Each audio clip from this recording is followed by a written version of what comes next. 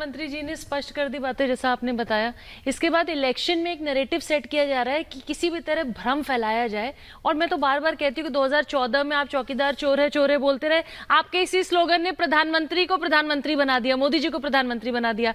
आप इस बार भी परिवार पे उन पर टिप्पणी करते रहे। आपके यही स्लोगन फिर से 2019 में, संविधान को लेकर भी उन्होंने कहा, 2019 में वापस प्रधानमंत्री बना दिया। आपके परिवार वाले मुद्दे पे जब आपने परिवार पे टिप्पणी करी, 2024 में भी अगर फिर से तीसरी बार प्रधानमंत्री को प्रधानमंत्री बना दिया जाएगा, तब तो ये मानेंगे ना कि कहीं ना कहीं सुबह से लेकर शाम तक सिर्फ प्रधानमंत्री को पानी पी के कोसना, अशब्द बोलना, मर्यादाहीन भाषा का प्रयोग करना, इससे बेहतर था कि कांग्रेस पार्टी या दूसरी जो विपक्ष में, वैसे विपक्ष है नहीं, लेकिन विपक्ष में जो पार्टियां हैं वो अगर अपने पे काम करती हैं और कंस्ट्रक्टिव नेगेटिव पॉलिटिक्स की बात कर रही हैं। क्या मैंने प्रधानमंत्री पद अथवा वर्तमान प्रधानमंत्री का नाम लिया?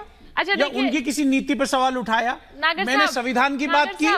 ये बड़ी खूबसूरती के साथ कहां से चले? प्रधानमंत्री जी ने स्पष्ट कर दिया, संविधान बदलने वाले हैं। भाई सबसे ज्यादा देख लीजिए इनका, ज्यादा बार बहनों भाइयों जागियो, लाइन में लगिए, गर्मी से मत डरिए और वोट करिए। और वो 42वां संविधान, 42वां संशोधन, अगर हम उसकी बात करें तो वो तो सबसे ज्यादा चर्चा का विषय और सबसे ज्यादा विवादित था। और मेरे ख्याल से सौरभ दुबे जी आपके पास आऊं, एक बार जरा प्रोफेसर कपिल कुमार से इस पर टिप्पणी चाहूंगी कि संविधान कौन बदलना चाह रहा है सर, कौन बदलना चाह रहे हैं? देखिए सुनिए, ये मैं बड़ा, ये भी संविधान का डर दिखा रहे हैं और वो भी संविधान का डर। हिमानी जी, आज संविधान पे जरा दो बातें मैं पूछ रहा हूं। राहुल गांधी हर जगह ये कहते हैं कि हम जातिगत गणना कराएंगे। मैं रिजर्वेशन के बिल्कुल खिलाफ नहीं हूं नागर जी। नहीं, जातिगत जनगणना क्या? मेरी पूरी बात सुन ली, आप कोर्ट भी गए? अरे मेरी पूरी बात सुन ली। क्या बात कर रहे हैं प्रोफेसर? मैंने आधार दिया और दूंगा, और अभी पहले उसमें आपका आधार न्यायालय ने रिजेक्ट कर दिया। अरे आप, न्यायालय ने कर दिया होगा, न्यायालय बैठे हुए हैं माय लॉर्ड, पंच परमेश्वर नहीं बैठे हुए न्यायालय के अंदर। सुन लीजिए, तो बहुत बड़ी बात कह रहे हैं। बिल्कुल कह रहा हूं, न्यायमूर्ति बिल्कुल कह रहा हूं। हमें इस देश में पंच परमेश्वर चाहिए। मुझ पे कॉन्टेम्प्ट कोई चलाना है तो चला दे। हमें हार्वर्ड के पढ़ाए हुए माय लॉर्ड नहीं चाहिए, हमें भारतीय चाहिए। सुन लीजिए, ये कहते हैं कि इकोनॉमिक सर्वे कराएंगे, उसके बाद में हम पॉलिसी बनाएंगे वेल्थ के डिस्ट्रीब्यूशन की। राहुल जी, क्या बिना संविधान को परिवर्तित किए हुआ है वो पॉलिसी बना लेंगे? ये कहते हैं हम जातिगत गणना करा के जाति के हिसाब से हम पद देंगे, सोर्सेज देंगे। क्या वो आप संविधान बनाए हुए कर देंगे, बदले हुए? ये कहते हैं कि हम मुसलमानों को रिजर्वेशन देंगे। क्या आप संविधान बदले बिना कर देंगे? संविधान तो बदलने में कांग्रेस आतुर है और दोष दे रही है दूसरों के ऊपर के। मतलब आप कहना चाहते हैं कि जानबूझकर आज तक प्रोफेसर, एक मिनट, एक लाइन और बोलने दीजिए, एक लाइन और बोलने दीजिए। जिस काले तरीके से इन्होंने संविधान को बदला था इमरजेंसी के दौरान, उसमें सेकुलर वर्ड डाल करके सारी दुनिया जानती है इनके हथकंडों को। ठीक है, हम आपके पास लौटेंगे। तो बड़ा सवाल यही खड़ा होता है कि फिर संविधान को खत्म करने का डर कौन दिखा रहा है, क्यों दिखा रहा है, या ये सिर्फ एक अफवाह है? इस पर लगातार चर्चा बनी रहेगी। इस वक्त हम आपको कुछ बड़ी खबरें दिखाते हैं 2 मिनट भारत में।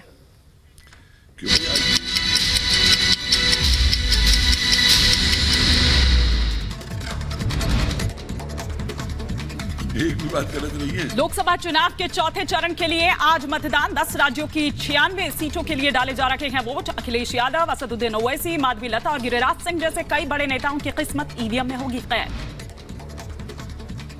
चौथे चरण में आज आंध्र प्रदेश, बिहार, झारखंड, मध्य प्रदेश, यूपी, महाराष्ट्र, ओडिशा, बंगाल समेत कई राज्यों में वोटिंग। यूपी की 13 सीटों पर भी डाले जा रहे हैं वोट। चौथे चरण में कुल 1717 उम्मीदवार चुनावी मैदान में। हैदराबाद में माधवी लता ने किया मतदान। वोटिंग के बाद बोली माधवी लता, विकास के नाम पर हो रहा है मतदान। भड़काऊ भाषण से हटकर लोग अमन देख रहे हैं। उधर हैदराबाद में ओवैसी ने अपने परिवार के साथ किया मतदान। मतदान के बाद बोले ओवैसी, कहा हर चुनाव में होते हैं अलग मुद्दे, वोट करने से लोकतंत्र होगा मजबूत। मतदान करने के बाद बोले केंद्रीय मंत्री गिरिराज सिंह, कहा पीएम के रोड शो का दिख रहा है असर, बिहार में जीत रहे हैं सभी सीट। और केंद्रीय मंत्री गिरिराज सिंह का लालू प्रसाद यादव पर बड़ा हमला। कहा लालू धार्मिक ध्रुवीकरण करने में जुटे। लालू भारत को बनाना चाहते हैं पाकिस्तान, पिछड़ों का आरक्षण छीनना चाहते हैं लालू। उन्नाव से बीजेपी प्रत्याशी साक्षी महाराज ने मतदान के बाद किया जीत का दावा। कहा मोदी योगी का काट किसी के पास नहीं, एक तरफा है चुनाव। टॉलीवुड अभिनेता जूनियर एनटीआर ने किया मतदान। पूरे परिवार के साथ डाला वोट। प्रधानमंत्री मोदी ने चुनाव के चौथे चरण के मतदान को लेकर किया ट्वीट, कहा वोट देकर अपने कर्तव्य को निभाएं और लोकतंत्र को मजबूत बनाएं। सीएम योगी आदित्यनाथ ने जनता से की वोट करने की अपील, कहा विरासत और विकास के लिए करें वोट, आपका एक एक वोट निर्णायक, पहले मतदान फिर जलपान। लोकसभा चुनाव के लिए प्रधानमंत्री नरेंद्र मोदी का आज से 2 दिनों का वाराणसी दौरा। प्रधानमंत्री मोदी के पहुंचने से पहले सुरक्षा की गई चाक चौबंद, सीसीटीवी की मदद से रखी जाएगी हर गतिविधि पर नजर। भावनाएं व्यक्त करते हैं तो इस तरह की लोकप्रियता जब देखने को मिलती है तो ऐसा प्रतीत होता है कि ये नरेंद्र मोदी के ही नाम पर चुनाव चल रहा है, पूरा चुनाव उनके इर्द गिर्द घूम रहा है। बहरहाल विपक्षी उम्मीदवार भी जोर आजमाइश कर रहे हैं। लालू यादव और तेजस्वी यादव ने बिहार में मजबूती से चुनाव लड़ने की कोशिश की है। कई जगह जैसे बगल का क्षेत्र है उजियारपुर, वहां से नित्यानंद राय केंद्रीय गृह राज्य मंत्री और उनके खिलाफ आलोक मेहता है, कुशवाहा वोट में डेंट मारने की कोशिश कर रहे हैं। और बेगूसराय में जैसे गिरिराज सिंह चुनाव लड़ रहे हैं। तो महत्वपूर्ण मुकाबला है बिहार के लिए और जैसे से जैसे फेजेस आगे बढ़ते जा रहे हैं मोमेंटम बिल्ड हो रहा है और एक नया दृश्य उभरता हुआ मुझे ऐसा लगता है कि मोदी के फेवर में मोदी की लहर चल रही है। Back to you. कहां से बोल रहे थे? बिल्कुल, तो प्रकाश जी हमें बता रहे थे कि किस तरीके का वहां पर मुकाबला है। 2 मंत्रियों के जो बच्चे हैं वो चुनाव लड़ रहे हैं। हम सीधे रुक लेते हैं बेगूसराय से, हमारी सहयोगी सुजाता लगातार वहां पर मौजूद है। प्रतिक्रिया का जिक्र भी गिरिराज सिंह ने कर दिया और साथ ही जीत का दावा भी किया। सुजाता, वहां पर क्या तस्वीर आपको दिखाई देती है और अभी मतदाताओं की अगर बात करें तो किस तरीके का उत्साह, क्योंकि 2 घंटे बीत चुके हैं वोटिंग को?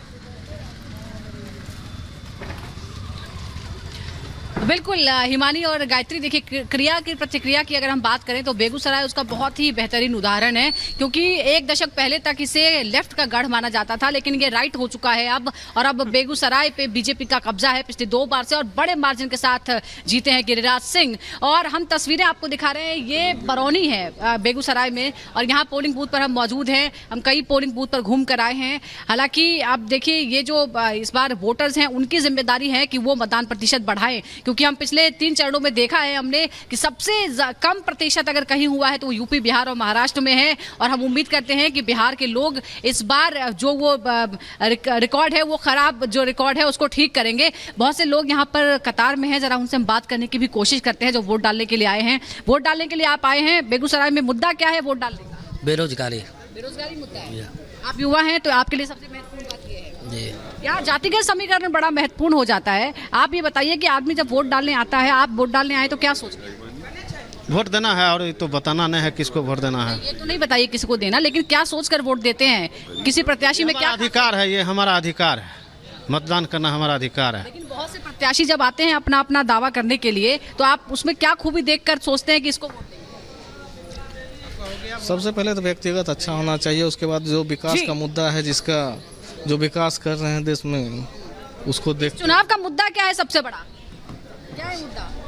पता नहीं मुझे। आप युवा से पूछते हैं सबसे बड़ा मुद्दा क्या है चुनाव? हम नहीं बात करते हैं। चलिए आप बात करेंगे। देखिए बहुत सारे लोग हैं। बिल्कुल, हमारी सहयोगी सुजाता जो कि इस वक्त बेगूसराय में मौजूद हैं। तमाम खास मेहमान भी हमारे साथ जुड़ चुके हैं। हम मृदुल का भी रुख करेंगे, लेकिन फटाफट से एक बार मेहमानों का परिचय करा दें। हमारे साथ सौरभ दुबे जी जुड़े हुए हैं, हमारे साथ प्रीति पांडे जी इस वक्त स्टूडियो में है, प्रोफेसर कपिल कुमार और साथ ही साथ दुष्यंत नागर जी भी इस वक्त हमारे साथ स्टूडियो में जुड़े हुए हैं। लेकिन एक बार जरा हम रुख करते हैं। देखिए जम्मू कश्मीर से भी इस वक्त तस्वीरें सामने निकल कर आ रही है, क्योंकि बता दें आपकी कि आज जम्मू कश्मीर में भी इस वक्त वोटिंग जो है वो इस वक्त यहाँ पर हो रही है। फारूक अब्दुल्ला, उमर अब्दुल्ला की तस्वीर ये इस वक्त यहां पर आप देख पा रहे हैं। लेकिन एक बार जरा हम उन्नाव में रुक करते हैं, जहां पर मृदुल हमारे सहयोगी इस वक्त हमारे साथ जुड़े हुए हैं और यहां पर भी काफी दिलचस्प मुकाबला क्या इस बार देखने को मिल रहा है मृदुल, क्योंकि पिछली 2 बार से अगर हम देखें, साक्षी महाराज बनाम अभी अनु टंडन का मुकाबला, लेकिन पिछली 2 बार से अगर हम देखें तो एक तरफा जीत हासिल करते आए हैं साक्षी महाराज और तीसरी बार एक बार फिर से बीजेपी ने उन पर भरोसा जताया है, वो चुनावी ताल ठोक रहे हैं। क्या देख रहे हैं आप तस्वीर? बिल्कुल, देखिए अभी मैंने साक्षी महाराज से थोड़ी देर पहले बात की, एक बार फिर उन्होंने जीत का दावा किया है। 400 पार के साथ 5 लाख पार का उन्होंने नारा दिया है। समाजवादी पार्टी की कैंडिडेट वोट करने के लिए जा रही है, वहीं पर हम खड़े हुए हैं। कुछ लोग हमारे साथ हैं, ईमानी उनसे बात करते हैं। भाई साहब आगे आ जाइए। क्या नाम है भैया अपना? दीप श्रीवास्तव। दीप श्रीवास्तव जी, क्या माहौल चल रहा है इधर? बस माहौल सर बस यही है कि हर आदमी अपने मतों का भरपूर इस्तेमाल करे। हाँ। और कोई भी बिना मत के न रह जाए, क्योंकि ये बहुत जरूरी है। क्या मुद्दे हैं भाई साहब आपके? आ जाइए आगे। स्थानीय मुद्दे हावी हैं यहाँ पे। स्थानीय मुद्दे हावी हैं तो जो राष्ट्रीय स्तर के मुद्दे वो हावी नहीं हैं? राष्ट्रीय स्तर के मुद्दे भी हावी हैं, लेकिन स्थानीय मुद्दा ज्यादा मायने रखता है यहाँ उन्नाव के लिए। साक्षी महाराज तो बात करते हैं पाकिस्तान की, वो कहते हैं 5 लाख पार निकलेंगे हम लोग। हैं जी, हो सकता है। और आज भी मृदुल महंगाई, बेरोजगारी, विकास, ये मेन मुद्दे। मृदुल ना केवल पाकिस्तान बल्कि क्या कहना polling से चाहेंगे? ठीक पहले एक बड़ा बयान उनका सामने आया है और ये कहा है कि किस तरह से मुस्लिमों की जो तादाद है वो बढ़ रही है। मतलब वो ये कहना चाह रहे थे कि जब जब हिंदू घटा तब तब देश बटा। ठीक पोलिंग से पहले ये बयान सामने आया। तो फिर वो कहते हैं कि हम 3 लाख से जीते, 4 लाख से जीते, 5 लाख से। 5 लाख कहना तो सब कुछ है। मोदी जी भी कहते हैं हम 4 लाख पार हैं, 400 पार हैं। कहने से हम काम करने में बड़ा फर्क होता है। हमको रोजगार शिक्षा चाहिए। हमको मंदिर मस्जिद से खाने कुछ नहीं मिलता है। हमको रोजगार शिक्षा चाहिए। मुद्दा क्यों भैया, मंदिर है कि नहीं? हमको बेरोजगारी दूर करनी है। भैया क्या नाम है आपका? विजेंद्र यादव। विजेंद्र यादव जी, क्या माहौल चल रहा है इधर? माहौल खराब चल रहा है इधर, साक्षी महाराज का खराब चल रहा है। हाँ भाई साहब, क्या कहना चाह रहे हैं आप भी? सबसे बड़ा मुद्दा देखिए जो है वो बेरोजगारी का मुद्दा है। बेरोजगारी हुआ बहुत ही ज्यादा परेशान है। एक भी पेपर उत्तर प्रदेश में किसी भी तरह का पेपर है, हर पेपर लीक हो रहा है। क्या करते हैं आप लोग? इलेक्शन टाइम पे होता है पेपर, क्यों नहीं टाइम पे होता है? यूपी पुलिस आउट हो गया, आरओआर आउट हो गया। बिहार पुलिस, जब से बीजेपी बिहार में आई है, बिहार का भी पेपर लीक करवा दिया आपने। क्या करवा रहे हैं आप? तो ये देखिए, ये मुद्दे हैं हिमानी लोगों के, और लोगों का ये भी कहना है कि हमारे यहाँ तो स्थानीय मुद्दे भी हावी हैं। और भी लोग आ रहे हैं। आ जाए भाई साहब, क्या नाम है आपका? क्या नाम है? मोहित वर्मा। मोहित वर्मा जी, क्या नाम है? मतलब क्या आपके मुद्दे क्या हैं? आ जाइए आ जाइए। मेरे मुद्दे हैं रोजगार, शिक्षा, यही पे बात होनी चाहिए। लेकिन क्या होता है, पिछले 10 साल से बरसाती मेढक की तरह चुनाव में नजर आते हैं साक्षी महाराज, उसके अलावा कभी नजर नहीं आते हैं। सांसद से नाराजगी है भाई साहब? बिल्कुल नाराजगी है। ठीक है, वो कभी चुनाव के पहले कभी नजर ही नहीं आते। चुनाव के बाद फिर पता नहीं कहाँ अंतर ध्यान हो जाता है। जब चुनाव आता फिर अचानक से प्रकट हो जाते हैं। अच्छा। 18 साल बाद मेरे मोहल्ले की सड़क बनी है और उसके बाद क्या होता है, मोहल्ले का पार्क तो आज तक अधूरा कूड़े में पड़ा हुआ है। अच्छा, ठीक है। ये मुद्दा। आ जाइए भाई साहब, आगे आ जाइए। वोट डाल दिया आपने? नहीं डाला? तो वोट डालने के लिए आ रहे हैं। देखिए, कुछ और लोग भी मेरे साथ मौजूद हैं। धीरे धीरे हम लगातार चर्चा कर रहे हैं। और आपने वोट डाल दिया मैम?